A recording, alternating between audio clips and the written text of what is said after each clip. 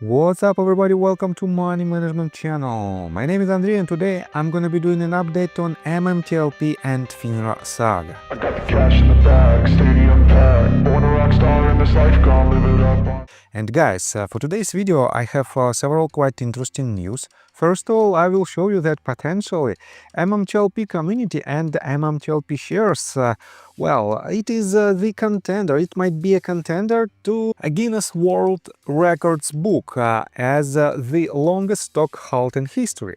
On top of that, I will show you very interesting conversation in between George Palikaras and several pro-se litigants that are trying to help MMTLP community to see some kind of relief in this story.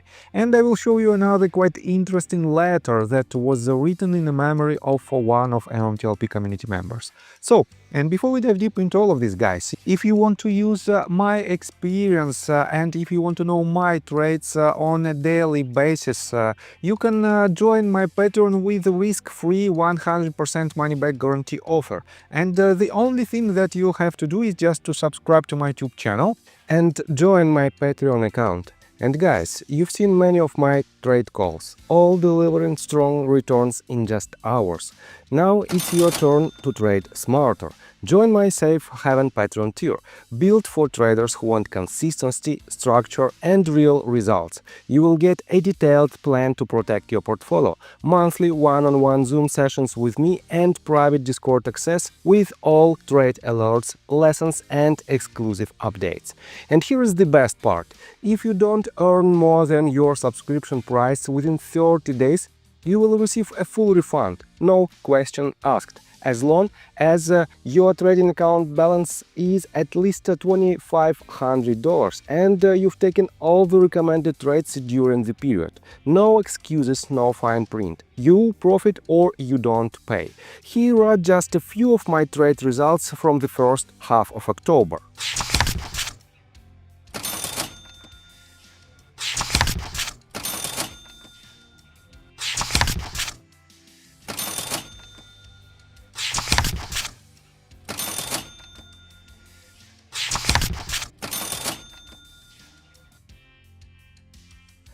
But don't wait, this offer is available for a limited time only. Once the spots are filled, enrollment will close. Join today and let's start building your edge in the market. So, and let's begin with this tweet that was written by Iron Ape MMTLP.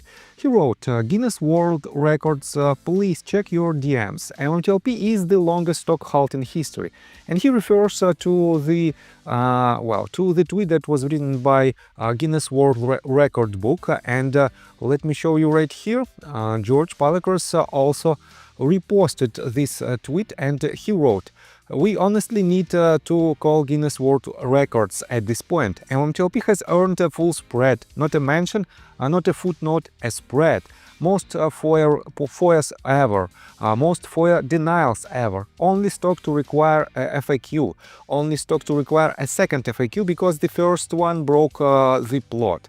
Only U3, based on an extraordinary event, no one can explain. Only case where counterfeit shares appear internally while investors and issuers are told nothing to see here. Guinness World Records, this one's for the hardcover edition. At this point, FAQ from FINRA, frequently avoided questions. SRO now stands for Spectacular Regulatory Omnishambles. And thank you, Law Street Media, for the insightful article and inspiring this post. And guys, quite interesting, but definitely it is very difficult to argue with these statements. And in some cases, yes, MMTLP might be in this record book, but well, does it help MMTLP community members? I have a lot of doubts. But guys, take a look at another post that was written by George Palikaras and that was reposted by John Bird, as you can see right here. Let me pause this GIF. So, George Palikaras wrote, Dear the Justice Department, a humble proposal to introduce a federal crime. 18 U.S.C. paragraph bankruptcy fraud by professional advisors. Any professional advisor, attorney, investment banker, accountant or consultant who knowingly facilitates a fraudulent conveyance preference payment, or other transaction that harms creditors and stakeholders with actual knowledge that such transaction violates bankruptcy law shall be subject to 1. Imprisonment up to 10 years, 2. Fines 3 times the fees earned from the fraudulent transaction, similar to RICO cases, 3. Disgorgement, all fees paid by the debtor with 1 year of bankruptcy. I can think of at least 2 cases where this could apply. And yes, quite interesting, and I have to admit that we have very important conversation under this tweet between a couple of community members, pro-se litigants in our community, Daniel Spears and Jennifer Vertano, and George Palikaras. On top of that, some comments, you can see there is a comment from Mark Basile. And let me quote to them one by one. Daniel Spears asked, would you please make clear to those who remain unwilling to comprehend what's happening in Nevada that you in no way are referring to Trott or Spears? It's bizarre that seemingly otherwise intelligent individuals can't wrap their minds around the truth. And George responded to this. I cannot speak for them, but as far as I know, neither Trott nor Spears fall under the professional advisors category to MMAT or other companies that went bankruptcy as highlighted in my post. This is not about them. Hope this helps. Daniel Spears responded, thank you, George, I appreciate the clarification. And next comment was written by Jennifer Vetrano. She wrote, George, why don't you do an amicus curiae? And guys, amicus curiae is the appearance of another person in the case that was not directly related to this person. And George Palikaras responded to this. That's a good idea, but as a foreign national looking into it, such an individual or organization cannot directly file the brief themselves unless they are qualified attorney admitted to the bar of that specific US court. They must hire a US attorney who is a member of the relevant bar. Example, the Supreme Court bar for a case there. And Jennifer Vetrano asked, is Mark Basile, she means that is Mark Basile qualified for this statement? And Mark Basile himself responded, I'm admitted to SCOTUS, 6 federal circuit courts, is appeals, and numerous federal district courts in several states. I have also appeared in numerous other federal courts and out-of-state courts across the country, PHV. And Jennifer Vetrano wrote this. Thanks. Interesting. What do you think, Palikaras? And for now, we don't have an answer from George Palikaras, but Jennifer also wrote this. Mark Basile, would that be feasible for Palikaras? And again, we don't have an answer. And when we receive this answer, and if the answer is positive, which means Mark Basile can tell George Palikaras that he can file an amicus curiae amendment that will add him to the case and that will address to the issue of MMTLP community from the different perspective. And for now, guys, unfortunately, we don't have any answers because for now it is late night in the United States of America. And this tweet was written by Jennifer Vetrano these 2 tweets were written by Jennifer just 5 hours ago. So time will tell, and let's just wait and see what will be the answer. And will George Palikaras join this case if he allowed to do so? So let me show you another quite interesting tweet. In response to the same tweet that was written by George Palikaras, and by the way, did I mention that this tweet was reposted by John Burda? Again, quite interesting. Let's switch right here. Dennis Neal, in response to this tweet that was written by George Palikaras, wrote the following. I keep waiting and hoping to interview George Palikaras on my podcast. Q Wayne's World. Oh yes, I will have him. He will be mine. MMTLP. And I have to admit that Dennis Neal is the person who covers from his media perspective the MMTLP story, and who has been covering this story for quite a while.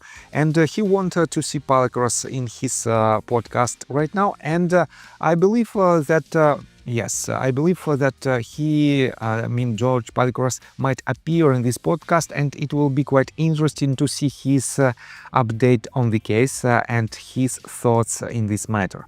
So I have to admit that you can see a lot of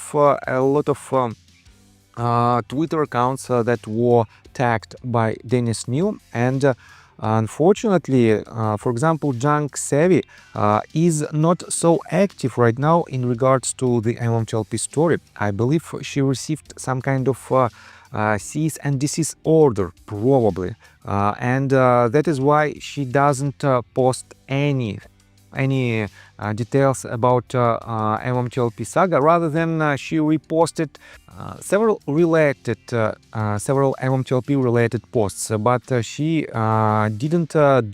doesn't do at this moment any tweets that might be important from the resolution perspective, and it is quite weird in my opinion. And a lot of other people who previously were extremely active as an MMTLP community members, for now they are not so active, let's put it this way.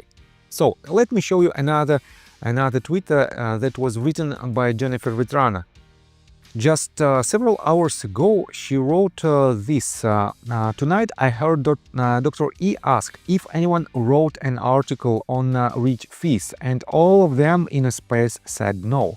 I did. I couldn't get the characters all in on X post, but I did it on Facebook. Tried to post to NBH group on Facebook, pending admin. Okay, but here it is. And she added the link to this article. And guys, I have to admit that, wait a second, here it is. And guys, I've read this letter. I don't want to read this letter in its entirety, but it is related to Don Fis, who passed away just a couple of months ago. And it is you know that we have a lot of community members who already lost their battle because they just passed away, and it is a very sad part of our community and of our story. But we have to remember all of them, regardless of their position and regardless of their thoughts on this matter. So I think that's all information that I want to provide you. If you like my video, please hit the like button and subscribe to my channel with notification bell, and see you guys and girls next time. Bye! I got the cash in the bag,